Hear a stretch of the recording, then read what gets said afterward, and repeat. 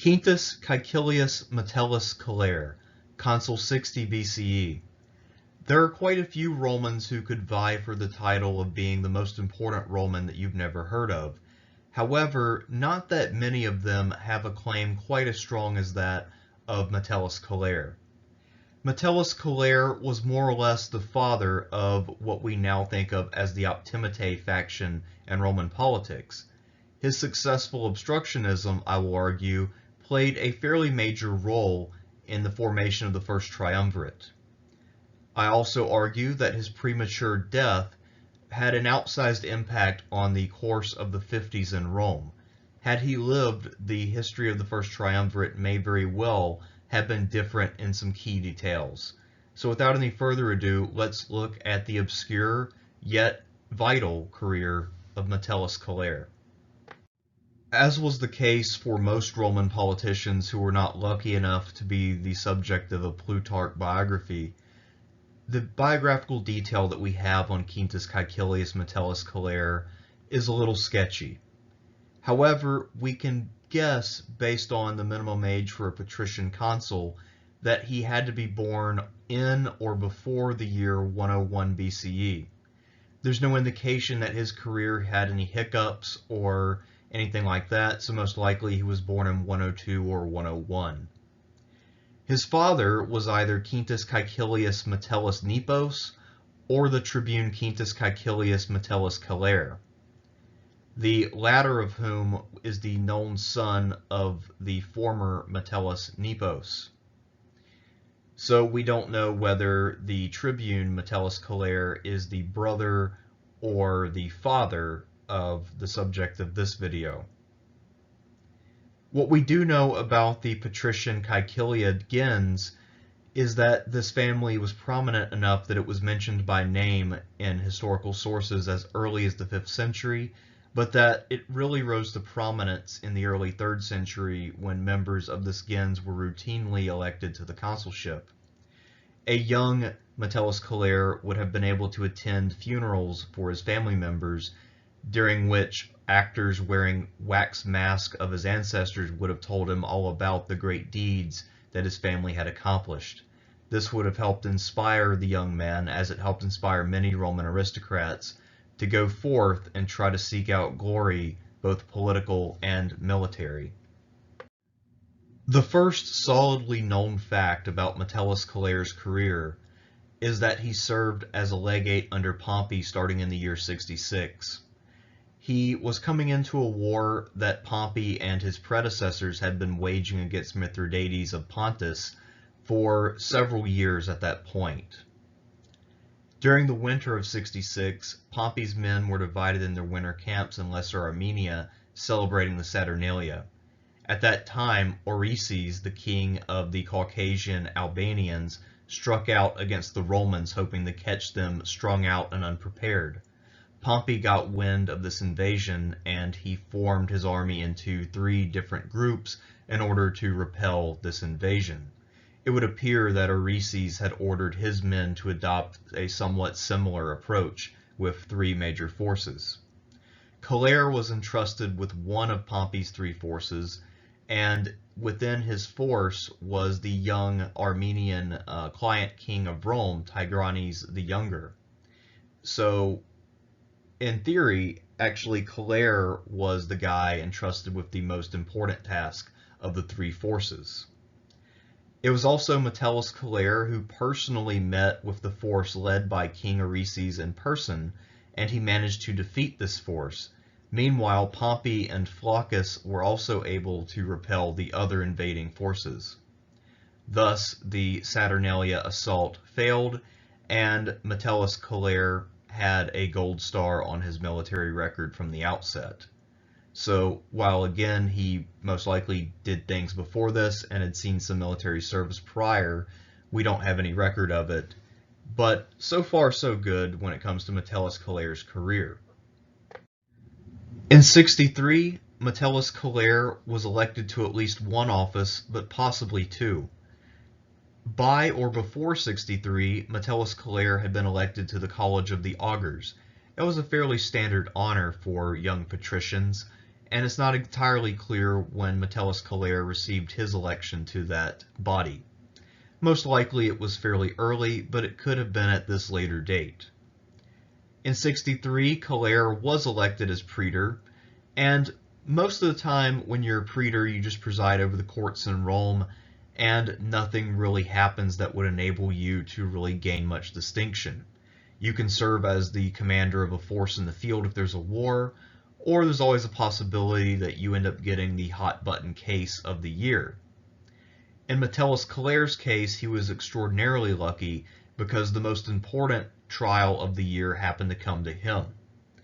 This was the famous prosecution of Gaius Rabirius, an elderly senator, for the murder of the tribune Saturninus all the way back in the year 100. As you might imagine, this was not a pressing issue.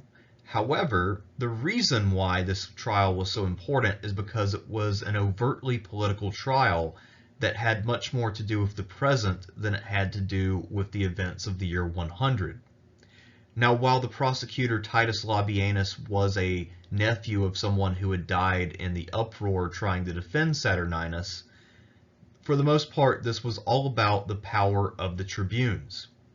Gaius Julius Caesar was the guiding force behind this plan, and the idea was to establish a legal precedent that would say that tribunes are sacrosanct and that they have the power to pass legislation without the Senate's authority, and that they cannot be physically harmed for their exercising of their ancient constitutional rights.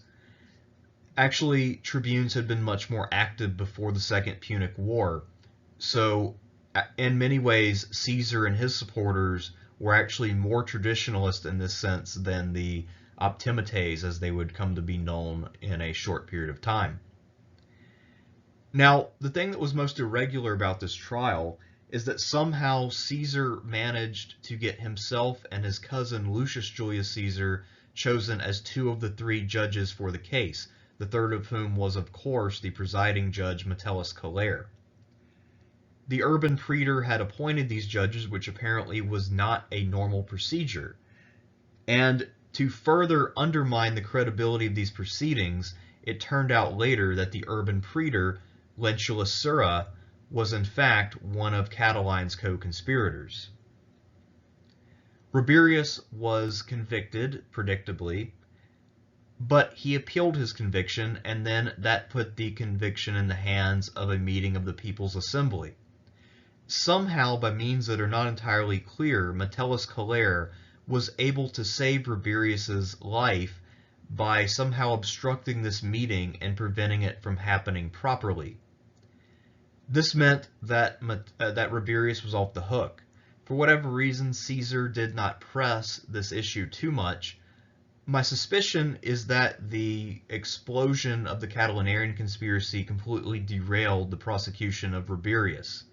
The reasons for this are that Caesar had been working with an urban praetor who was himself a Catilinarian, and that by allying himself against the sort of established politicians in Rome, Caesar had made himself another enemy of the Senate, even if he was a very different kind of enemy than Catiline.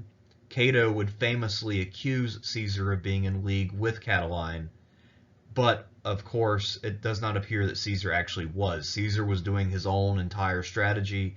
He was trying to establish a precedent that he could then use. But at any rate, Metellus Celer would soon be involved in the other major event of 63, the conspiracy of Catiline, and arguably his actions in this earlier trial helped to really set the stage for Caesar's near death at the hands of really pissed off rich people during the debate over what to do about Catiline. But we're talking about Metellus Celer, so let's see what he had to do with the conspiracy of Catiline directly. The historian of note for the Catilinarian conspiracy is Sallust. Sallust is an excellent historian, however he does suffer from at least one major bias which somewhat distorts his account of the Catilinarian conspiracy. That bias is to look retrospectively at the accomplishments of the various people who were involved in Roman politics at the time.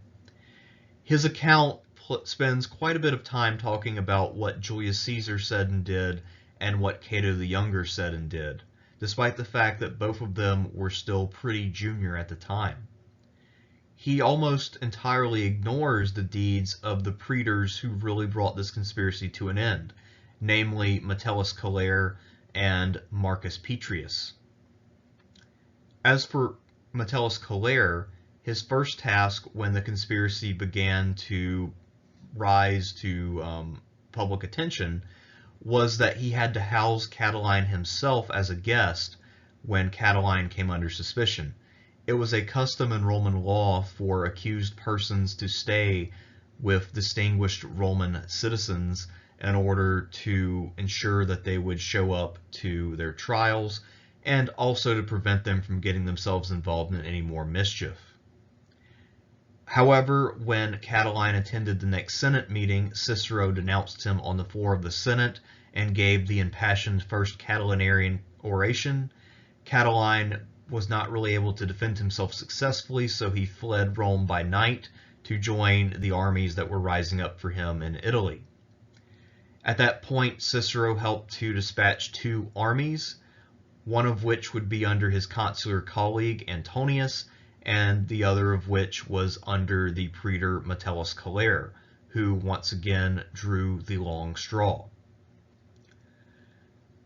Metellus actually ended up getting the larger of the two forces, and he was sent to cut off Catiline's progress to the north. Catiline had entered Etruria, and he was gathering supporters there, so Celer's task was to cut him off from the north, and he was able to do that successfully.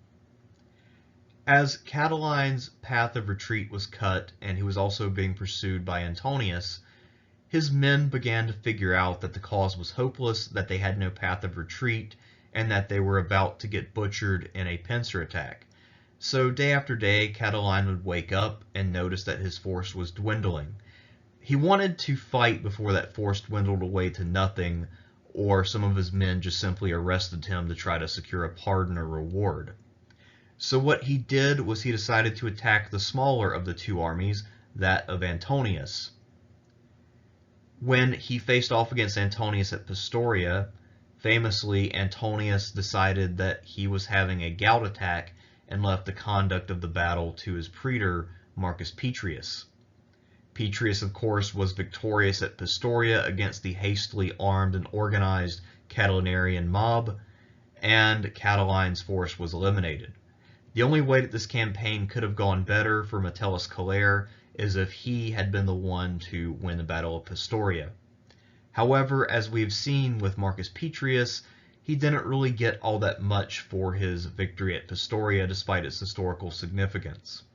However, given that Metellus Celer was such a golden boy of many in the Senate, most likely he could have really gotten a lot of political shine out of such a victory if it had fallen to his lap to be the one to finish off this hastily organized force that had no chance of winning a pitched battle. In the year 60, Celer was elected as the patrician consul along with his plebeian colleague Lucius Afranius. For reasons that are obscure, Celer and Pompey were now political enemies.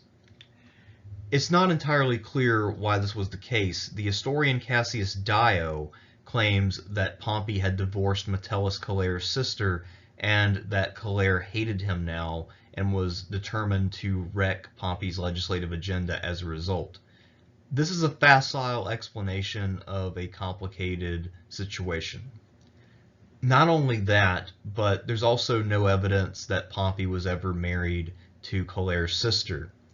It's possible that either Celer himself or his sister was adopted by another aristocratic family, and that one of the early wives of Pompey was therefore his sister, but most likely it's simply the case that Cassius Dio was writing later and he just simply got confused. At any rate, though, whatever the exact cause, Celer and Pompey were not on good terms anymore, and most likely it has to do more with politics than with some sort of family feud. By this point, Celer was clearly in the Optimate camp. We don't know enough about his earlier politics to know where he stood. Most likely this was always where he had leaned politically.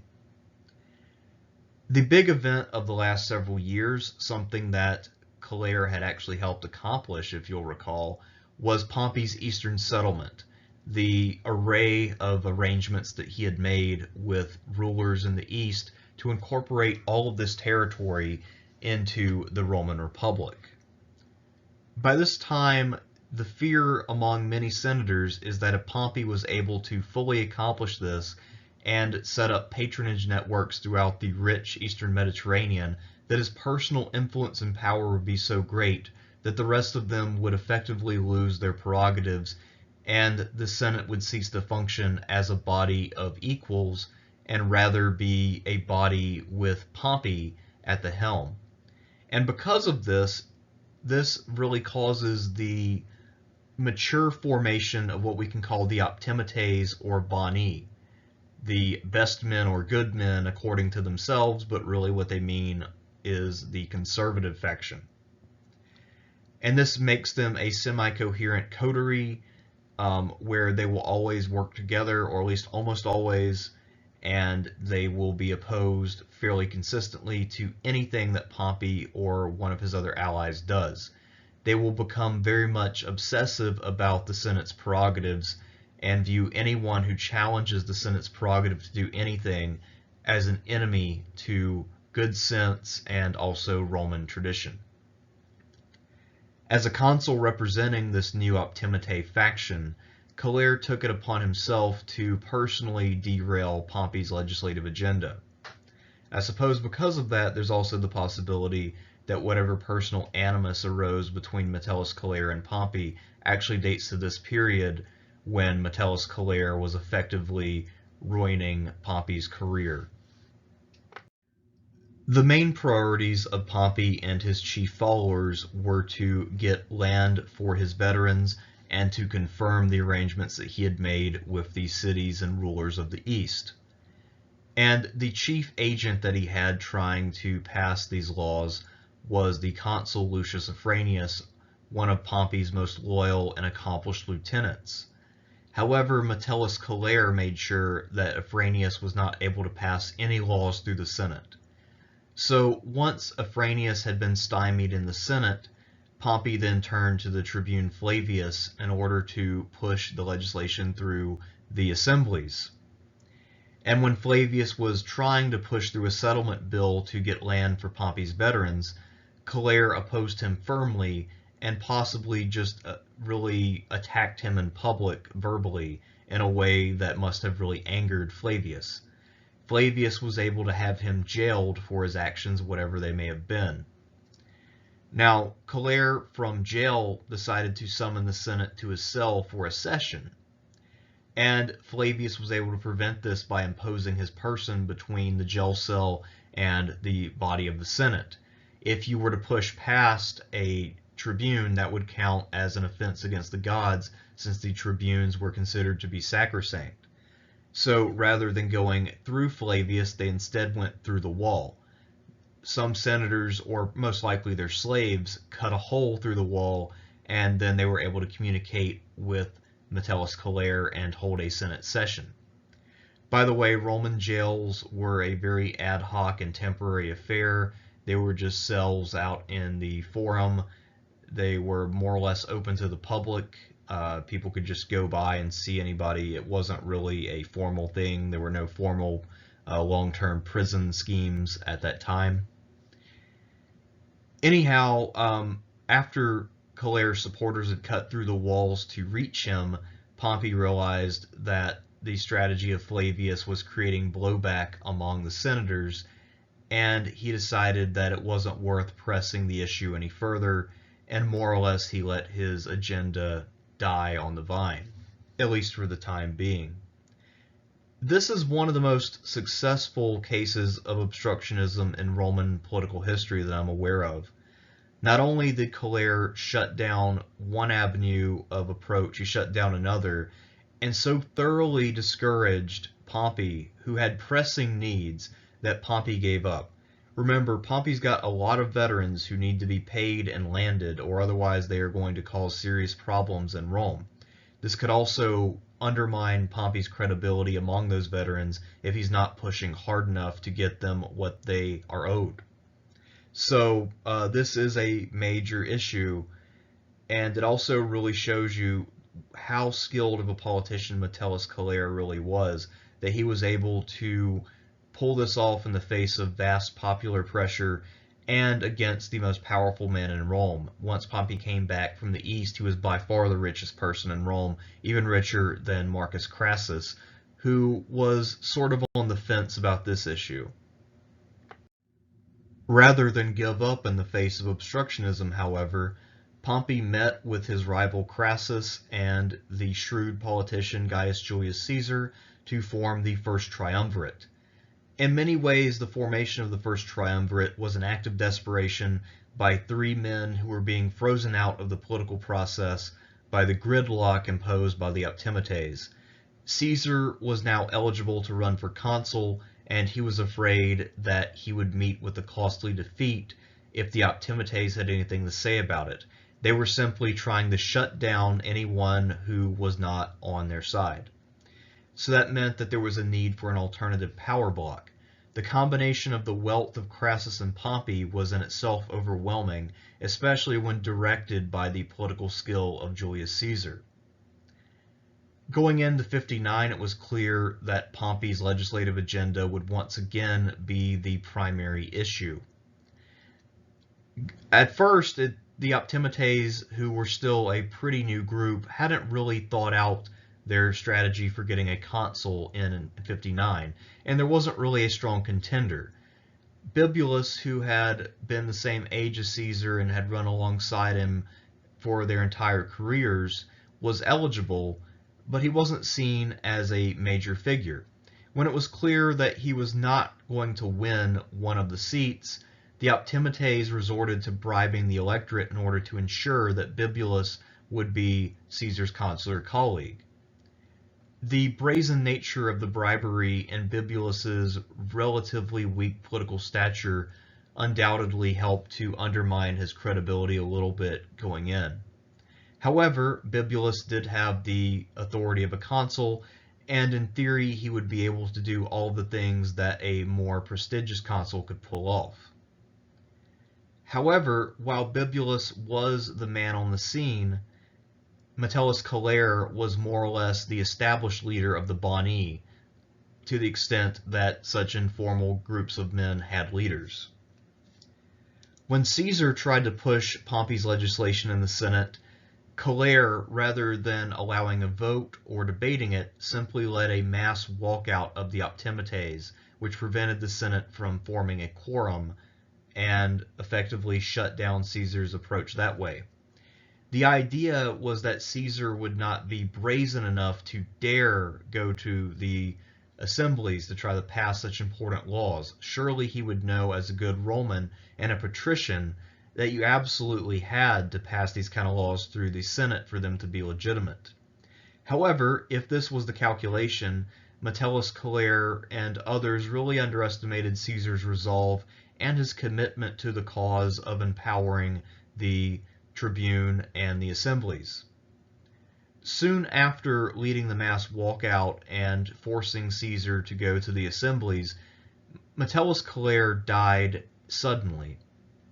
His death was a major blow to his faction, and it was not long after this that Caesar began to simply override the opposition from Bibulus and others, making the year 59 the consulship of Julius and Caesar.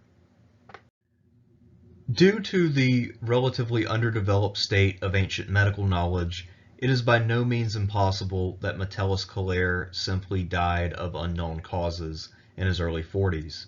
It was more usual for people to die at an older age or to give some signs beforehand, or else to simply die at a very young age. But I don't think it would be by any means suspicious during this time period if a man in his prime simply died. That being said, due to the later reputation of his wife and her brother, Many people later suspected that Metellus Celer was the victim of a political assassination. Celer had married his cousin, Clodia Quadrantarea, usually referred to by modern scholars as Clodia Metelli. She is the daughter of Appius Claudius Pulcher and the sister of the famous politician from the 50s, Clodius. As the sister of Clodius, Clodia was an independent and politically active woman who attended many parties, spoke freely about her opinions, and became immortalized in Roman literature. She was attacked heavily by Cicero, accused of all kinds of sexual immorality. That was Cicero's kind of go-to move against any female, was to talk about how licentious she was and how she had been with every man in town. And she was also immortalized, although in an indirect means, by the poet Catullus, who wrote love poems addressed to Lesbia, who was almost certainly the same person as Clodia. Because of all of this, there's no doubt that despite her lack of office holding, that Clodia is actually culturally more significant than her great husband Metellus Celer. Metellus Celer and Clodia had one daughter named Caecilia Metella, although not much is known about her beyond her name. Despite being the subject of fewer erotic poems than his wife, Metellus Celer is still an extraordinarily important figure in this period. His masterful obstructionism was a major catalyst for the formation of both the First Triumvirate and the rallying cry behind which the Optimates formed and continued to struggle throughout the 50s.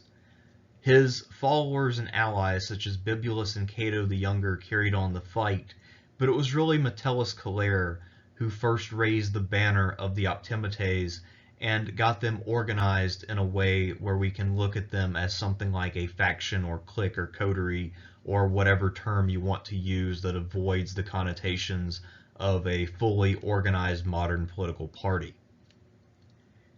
Had Celer lived longer, he could have potentially increased the effectiveness of the Optimates' resistance to the Triumvirate.